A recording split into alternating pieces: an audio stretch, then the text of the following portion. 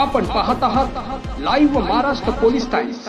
धाराशिव जिल्ह्यातील वाघ आणि बिबट्यांच्या वाढत्या उपद्रवामुळे स्थानिक नागरिकांमध्ये भीतीचं वातावरण पसरलंय।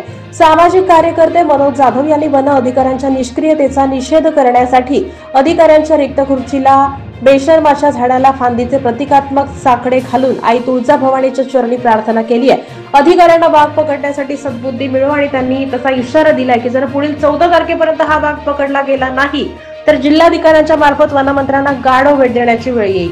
जिल्ह्यात मागील 3 महिन्यापासून एक वाघ धुमाकूळ घालतो। त्या वाघाला पकडण्यासाठी यांच्या सर्व ज्या वन विभागाच्या शाखा आहेत त्या सर्व शाखा प्रयत्न करतात, पण ते नेमके कसे प्रयत्न करतात हे आम्हाला पण समजलं नाही। का तर 3 महिने झालं यांना एक वाघ सापडत नाही, याचा अर्थ फक्त हे कागदावरच प्रयत्न करतात। यासाठी यांना आम्ही जाग आणण्यासाठी व जीवितहानी होऊ नये यासाठी या जिल्ह्यातले एक सजग नागरिक म्हणून एक आंदोलनाचं स्वरूपातून आम्ही यांना वेळोवेळी वेगवेगळ्या स्वरूपाचं आंदोलन करतोय। त्याचाच आज एक आंदोलनाचा 3रा टप्पा म्हणून आम्ही या ठिकाणी यांना पूर्वनियोजित सूचना देऊनही हे हजर नव्हते। आंदोलनाच्या 3ऱ्या टप्प्यामध्ये आज आम्ही यांना बेशर्माच्या झाडाचा फाटा भेट देणार होतो, त्या स्वरूपाचं आंदोलन होतं। ते आम्ही या ठिकाणी सदरील अधिकारी नसल्यामुळे त्यांच्या रिकाम्या खुर्चीवर बेशर्माच्या झाडाचा फाटा ठेवून या ठिकाणी आम्ही यांचा निषेध व्यक्त केला आहे।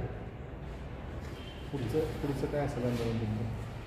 ज्या पद्धतीनं आम्ही यांना 1 महिन्यापूर्वी सांगितले की 1 महिन्यात जर वाघ नाही पकडला तर येत्या 14 मार्च रोजी आम्ही या राज्याचे वनमंत्री जे आहेत त्यांना जिल्हाधिकारी साहेब यांच्या मार्फत यांचा निषेध व्यक्त करत असताना ही जी गाढव भरती केलेली आहे त्या गाढव भरतीचा कुठेतरी निषेध व्यक्त करण्यासाठी आम्ही वनमंत्र्यांना डोळे उघडण्यासाठी व चांगल्या अधिकाऱ्यांची भरती करण्यासाठी एक गाढव भेट देणार आहोत आणि या गाढव भेटीतूनच आम्ही या ठिकाणी या अधिकाऱ्यांचा निषेध व्यक्त करणार आहोत। तस्करीचा पण आरोप केला त्याच्यावर